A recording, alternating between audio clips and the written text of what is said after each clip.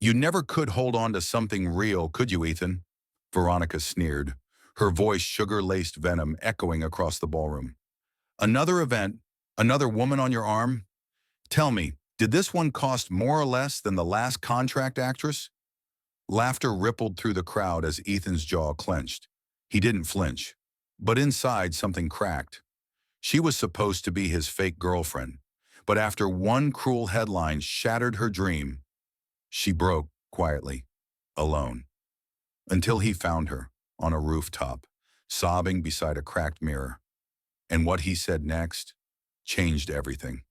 Stay until the end to see the moment she rose from ruin and danced not for the world, but for herself.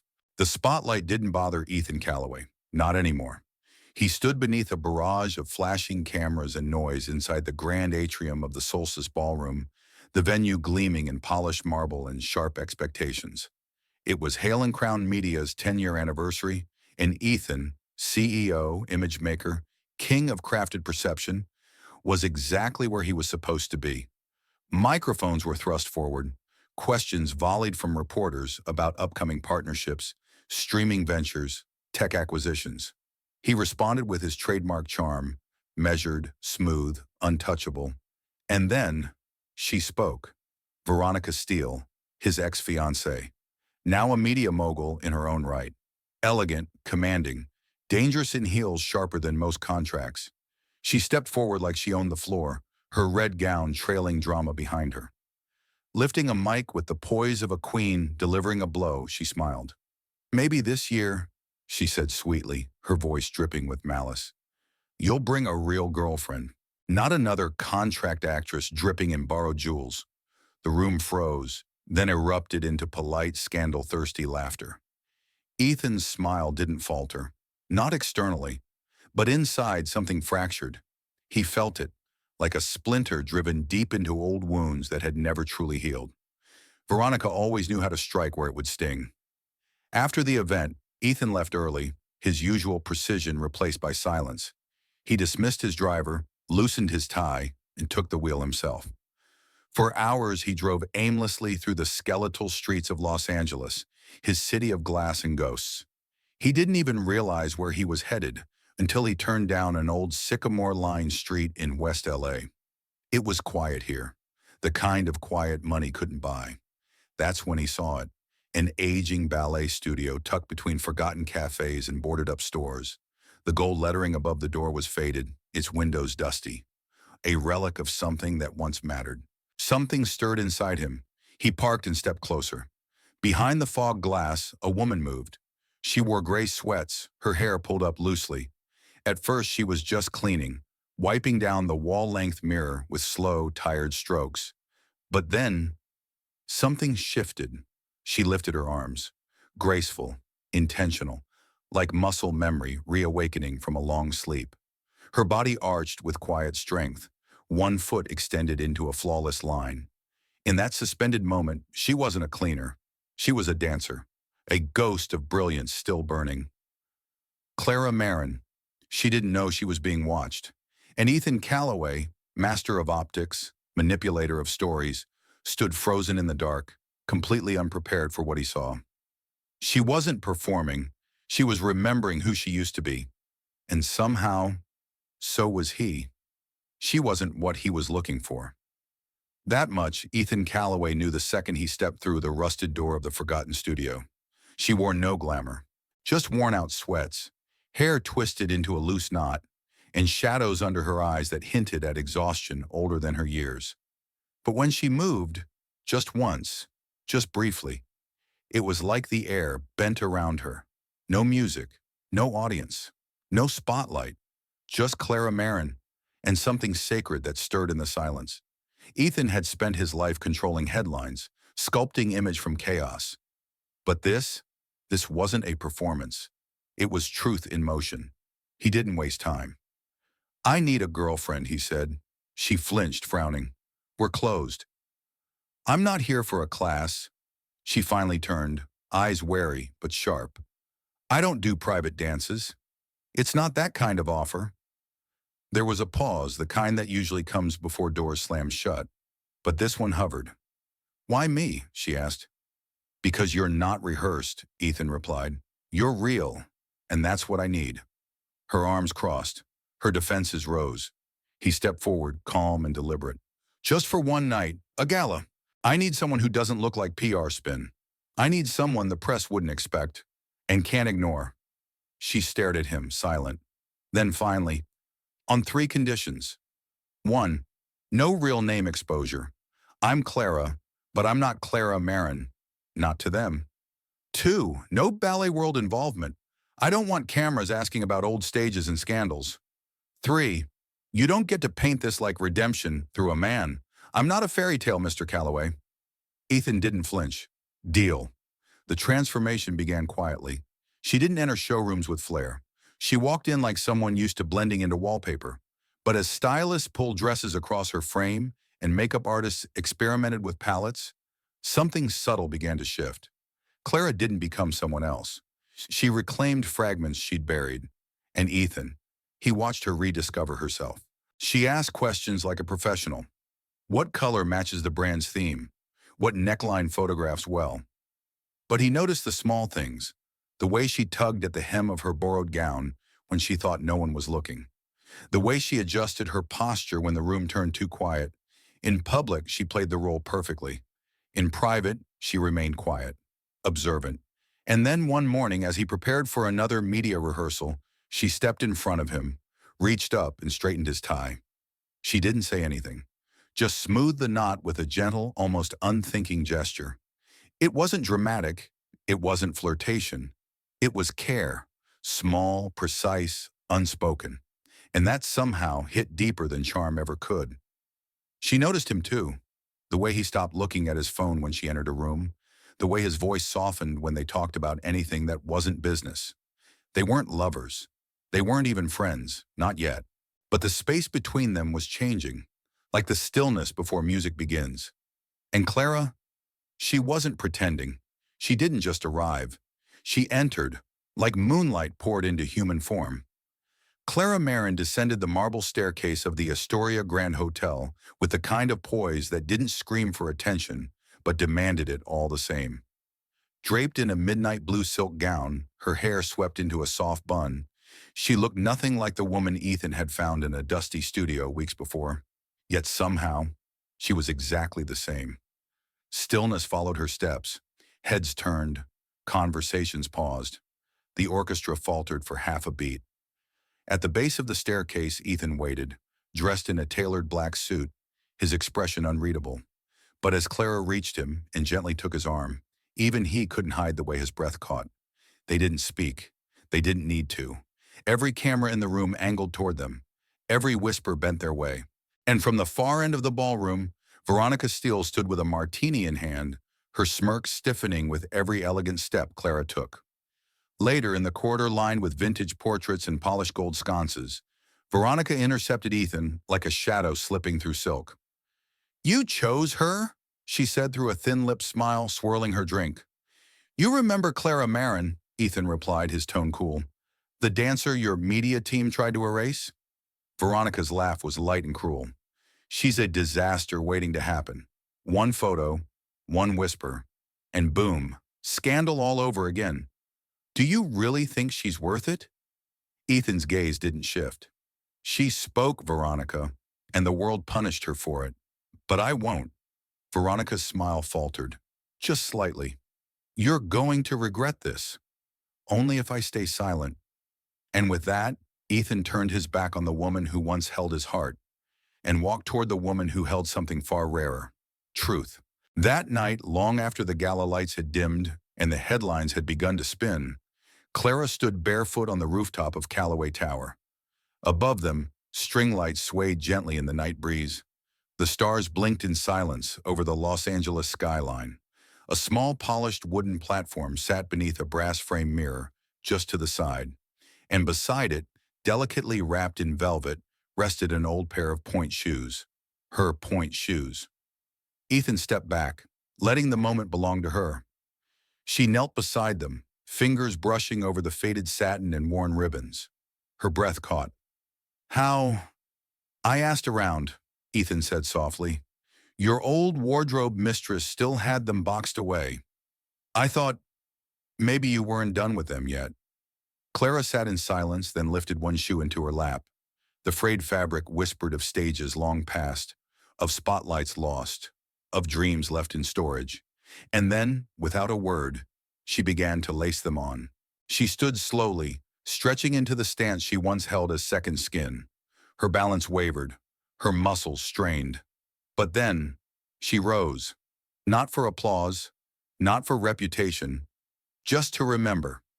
She danced, quietly. The soft thud of her feet on wood was the only sound between them. She moved with hesitation at first, then with the kind of grace born not from training, but from surviving. Ethan sat nearby, watching with something like reverence. He didn't see a woman rehearsing an image. He saw Clara, raw, powerful, real. And in that moonlit moment, he realized this wasn't the performance he'd asked for. It was the one he needed. It started with a single blog post. No name, no direct accusation, just a headline loaded like a trap. From ballet's fallen star to billionaire's PR stunt. What's the real story behind Clara Marin's return? At first, Clara ignored it. She had learned to survive whispers. She had lived through worse, but the internet doesn't whisper for long. By mid-morning, gossip sites had picked up the thread. Talk shows ran speculative segments. The old photo surfaced again, her younger self, mid-laugh, seated beside a journalist at a charity fundraiser. Her hand rested lightly on his arm. It was nothing, and it became everything. Commentators didn't need facts. They had optics. The word manipulative trended. Strategic seduction, comeback bait, and then came the cruelest blow. An email. Simple. Cold. Dear Ms. Marin, we regret to inform you that we will be moving forward with another candidate. We thank you for your audition. Requiem in red. The very show Clara had once dreamed of. Gone. No explanation. No feedback. Just a door slamming shut. She said nothing to Ethan. Didn't answer his calls. She simply climbed to the rooftop that night, her silent sanctuary, where the city lights blinked like indifferent stars. The brass-framed mirror stood there, unbothered. The wooden platform waited. But Clara was not the woman who had danced on it weeks ago. She stared into the mirror. Her reflection stared back. Fierce, fragile, fractured. And then something in her snapped. She reached for the ceramic paperweight resting on the corner of the platform. Her hand trembled as she lifted it, then hurled it with a force born from years of swallowed rage. The mirror shattered down the middle with a sharp, echoing crack. A line split her reflection in two. She fell to her knees. Her shoulders shook. Her fingers curled into the floorboards. The sobs that came weren't loud, but they were deep, like something breaking open inside her for the first time in years. That's how Ethan found her. He had raced up the emergency stairs, having sensed from her silence what her voice hadn't said. When he reached the rooftop, the cold air hit him like a wall. Then he saw her, folded on the ground, surrounded by pieces of the mirror he had once gifted her. "Clara," he said, voice hoarse. She didn't look up. "I can't do this," she whispered. "I thought maybe, but I was wrong. They don't see me. They see a headline in a gown, a scandal that won't die." He knelt beside her, close but not touching. "Yes, you can," Ethan whispered. "Not for them, for you." He hesitated, then added more softly, "And if you can't for you, then for me." Her eyes met his. "Why would you care?" "Because I've spent my entire life building stories," he said. "And the moment I met you, I stopped believing in the ones I used to tell." There was silence between them. Not awkward, just heavy. True. He didn't offer her a hand up. He just stayed, with her, in the quiet. The next morning, Ethan did what no one in his world ever did. He chose truth over optics. He canceled his board meetings, called his media team, and by noon stood in front of a podium with cameras flashing from every direction. The room was packed, journalists, executives, influencers. But Ethan looked only into one camera. "You know who I am," he began, "but you don't know who she is." He took a breath. Clara Marin is not a scandal. She is not a strategy. She is not a comeback campaign. She is an artist, a survivor, a voice we tried to erase. And then he dropped the bomb. He named him. Julian Dressner, the once revered artistic director, the man who had trapped Clara, buried her claims and silenced her with contracts and shame. This man used his position to abuse and destroy careers. Clara was not his only victim. Gas filled the room. "This ends now," Ethan said, "and it ends with us." He paused, scanning the room with a steadiness that silenced even his enemies. "We will no longer invest in institutions that protect predators, and we will no longer remain silent when artists are told to suffer quietly for the sake of someone else's comfort." And so, Ethan Callaway, media magnate, empire builder, became something far greater in that moment. A man who refused to let the truth be buried. And somewhere backstage, watching it unfold on a monitor, tears streamed silently down Clara's face. Not from pain, but from recognition. For the first time in a long time, someone hadn't just believed her. He stood up for her, and now the world was listening. This time the world didn't mock. It didn't tear her down. It listened. The teaser for Last Dance didn't arrive with flashy PR campaigns or celebrity endorsements.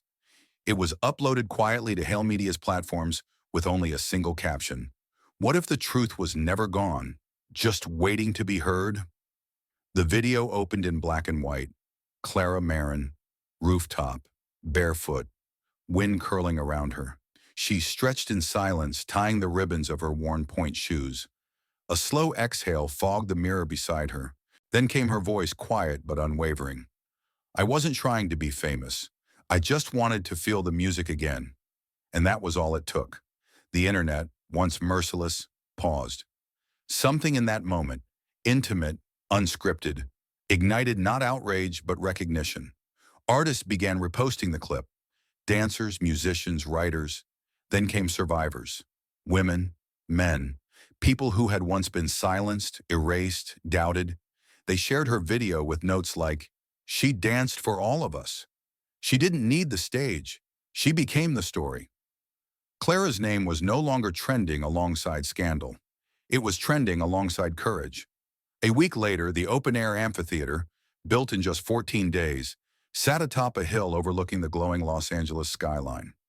Rows of seats faced a minimalist stage, no velvet curtains, no digital backdrops, just a smooth wooden floor, white drapery swaying in the breeze, and one woman standing alone at center stage. The performance was titled Resonance, and it was Clara's soul, unfiltered. She began with her back to the audience, hands trembling at her sides. The opening movements were tight, restrained, like she was dancing within a cage the world had built around her. Her arms resisted the air. Her turns hesitated. Each movement told a chapter. The whispered doubts, the moments of isolation, the shame imposed by others. But as the music built, soft, mournful, swelling, her body shifted. Her steps grew wider. Her limbs carved shapes into space with aching power. Her foot struck the floor with a strength that said, "I am still here." She didn't perform like she was reclaiming something. She moved like it had never truly been taken. By the final act, she spun, arms open, head lifted, not toward the heavens, but toward the crowd, toward herself. When the last note faded, the silence hung like a held breath. And then the audience rose. Applause thundered. Some cried. Some didn't even realize they were standing. They just had to. But amidst all of it, Ethan Callaway stayed seated. He watched her, not like a man admiring a masterpiece, but like someone realizing he was finally home. Later, backstage in the quiet after the storm, he found her alone, barefoot again, her dress damp with sweat, her chest still rising from the final movement.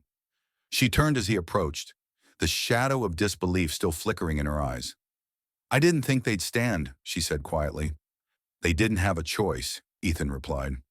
"You moved them before the music even started." She laughed, the sound soft and shaky. He took a step closer, not hurried, not planned, just real. "There's something I need to say," he began. Her smile faded gently as she waited. "I didn't fall for you because you danced.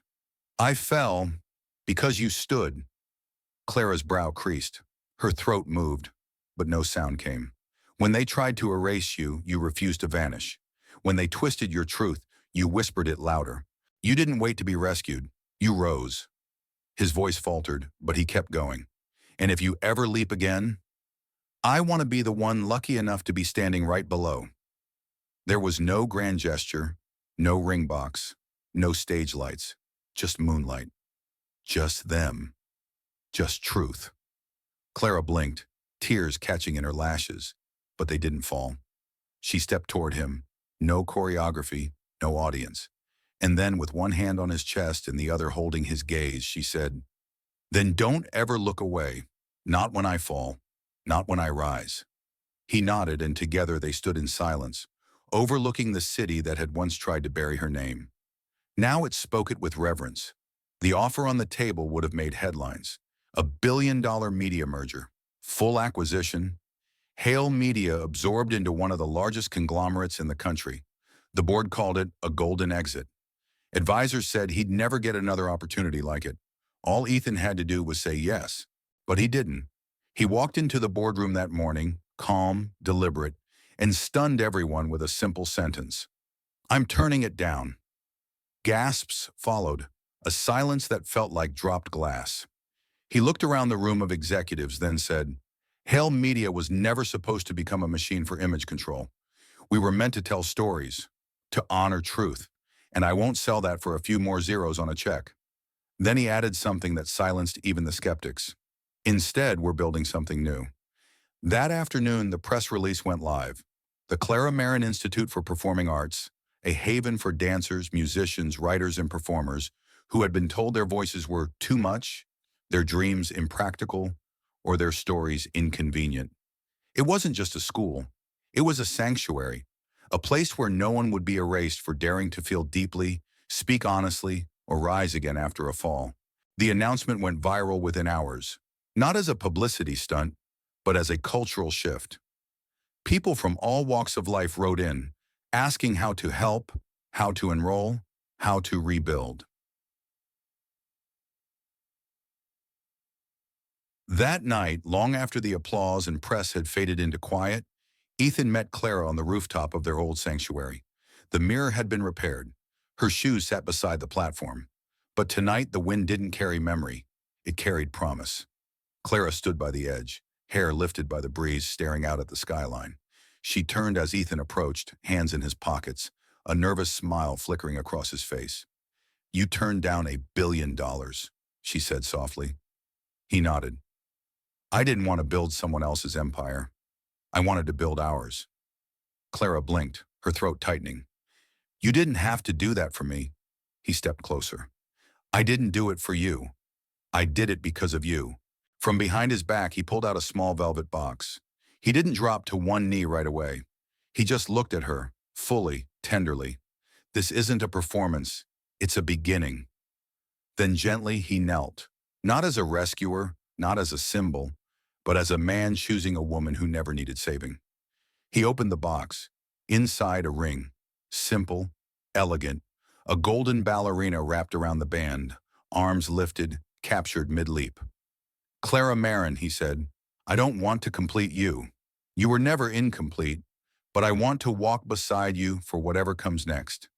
To stand still when you need space, to lift you only when you ask, and to cheer for every step you take, whether you dance for the world or just for yourself." Her eyes welled, but she didn't break. She nodded once, twice, then whispered, "Not a performance, a beginning." As he slipped the ring onto her finger, she didn't feel like a headline anymore. She felt free. Above them, the city lights flickered like applause. And for the first time, both Ethan and Clara stepped into a future not defined by past pain or public image, but by choice, truth, and something quietly, beautifully real. In a world that often rewards silence, Clara dared to speak. In an industry obsessed with perfection, she chose truth. And in a culture that too often confuses love with rescue, Ethan chose to stand beside, not save. Their story isn't just about dance. It's about the quiet, everyday bravery it takes to rebuild yourself when the world only sees your past.